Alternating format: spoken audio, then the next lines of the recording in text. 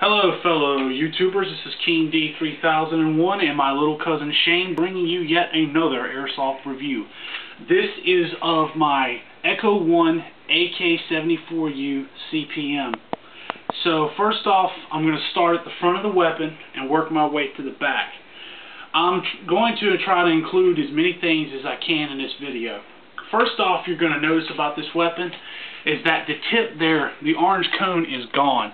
I could not stand it. It just looked so ugly. So what I did was I peeled it off. Unfortunately, Echo 1 super glued it on and it took some paint off with it. So what I did was I took some sandpaper, sanded it down, and spray painted it flat black. As you could tell, it looks just amazing with this gun. Okay, the next thing you'll notice too is that this gun comes with black handguards instead of the wood. Personally, I like the black handguards because it gives the weapon, it looks so sweet with that black handguards. It gives it more of a tactical look. Moving towards the back, you'll notice that I don't particularly care too much for it, but this bolt is gray. It's got a really nice sound when you let it go, but it just kind of sets off the weapon a little bit, but in a way it does kind of match, so I'm just going to leave it alone. I'm not going to spray paint it. I pull this back, and right there, if you can see that, is your hop-up.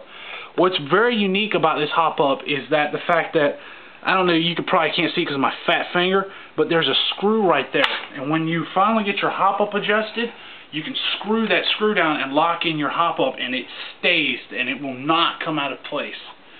Alright, moving along the back here, this weapon has a very positive click for your selector switch. The biggest issue I had right here underneath this cap is unfortunately suffered with all AK-47s and variants and whatever, is a screw there. And what happens over time, that can work itself loose. So you can do like I did, pop that cap off very easily and put some blue thread lock on it, let it sit overnight, and I guarantee you, you will not have that problem again. Working on towards the back of the weapon, you'll notice that this is the stock, and as from all my previous reviews, you will notice that I have a cheek rest here and a shoulder rest. This stock is stamped steel. It is not very comfortable when you put your head up to this. Just the steel part really rides up into the cheek. So as you know from my other review, I wear a full face mask, and what that does is it allows me to get perfect head eye relief with my sight, more so than if back when I first got this weapon, my head was way down here. Now it props my head up, and it's just way more comfortable. Also, too, the pad here I included helps when you tuck it into your body right there. It won't pinch. The steel, unfortunately, if you push it too far, will pinch that part of your arm. It's very comfortable. The stock does fold, but unfortunately, due to the fact that my scope is on there and the padding, it will not lock in anymore. I don't care, so I'm good to go. Another fix too that you can do with this weapon, when you first get it, the stock tends to be a bit wobbly. So what you can do right here and here is shim it out with some tape right there on that side, and I guarantee you it'll take about 95% of the play out of the weapon. Despite the fact that people talk about that this is a weak point of the weapon, I have slapped this against a tree, not on purpose of course, by complete accident, and it just, I mean, look, I trust it that much to hold it there. I'll even flip it around. It's just as solid as a rock. It ain't going nowhere. Another feature you may notice is my mags. Just to do something different, instead of constantly grabbing my mags and pulling them out of my chest rig, and instead of using ugly duct tape, which unfortunately leaves a residue behind, I used what's called 550 paracord. And what this does is, say I get tired of doing this, I can untie it, and there you go.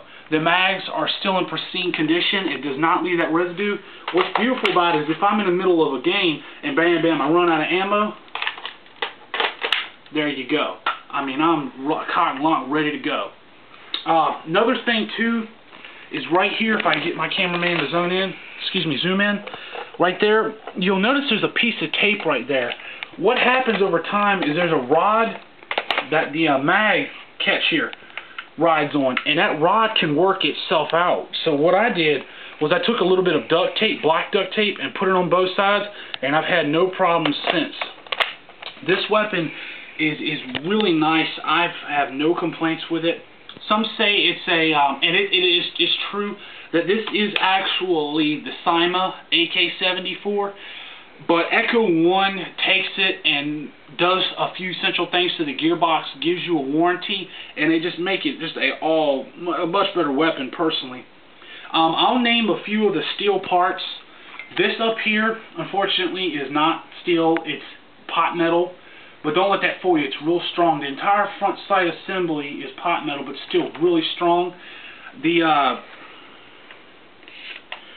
receiver cover here, let me get this off. The receiver cover here is steel. That is stamped steel as well. So is the stock.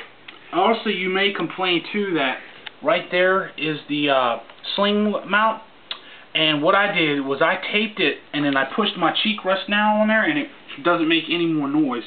Also too, I want to flip this up and show you that you can get a monstrous battery in this thing. This is a 9.6 volt Intellect stick battery, and it fits in there just beautifully.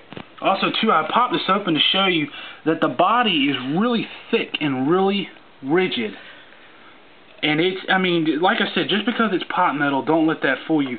This body is really strong. Also, a nice little feature that I did was my sights here. Is when you first get this gun, you can't tell the difference between the long range and short range. So right there, what I did was I filed that down. This is the close range sight, painted it white. Flip it over, that's the long range sight. And then I painted the front one here, cameraman, if you look right there. I painted the front one green for better target acquisition. I barely use the iron sights. Most of the time I use this. This is the AK-74u variant CPM scope mount. Very good mount. I suggest you buy it. You can get it at evite.com for $30. It's $40 with shipping and handling. It was in my house in 5 days. And it looks, I mean, I'll put it back on here and I'll show you. It just looks sweet. I mean, it really just looks really nice on this weapon.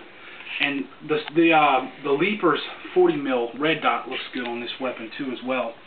Also, another steel part too I forgot to mention before is the trigger guard and the mag release. Well, I think that, oh yeah, I'm sorry, one more thing. I wanted to show you too the Vector Arms trades on this side and on this side as well.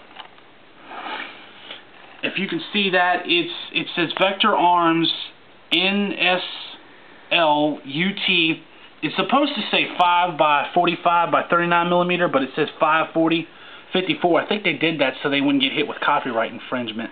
But there's a serial number. I don't know if that's a unique serial number, but it's laser etched inside the body, and it looks really good on this weapon. Well, I think that about covers it. Oh, excuse me, I'm sorry. I forgot to mention the pistol grip too. Another thing most people complain about, that it's really cheap. It's not. It's made from a nylon fiber plastic. What I recommend is that you take this screw out and put in some thread lock, screw it back in there, and that'll make it rock solid. Well, this is pretty much it. If you have any comments or questions, leave them down at the bottom. I'll try to get back to you as soon as possible. This is King D signing off, and always remember, play safe, play hard, most of all, have fun. Goodbye.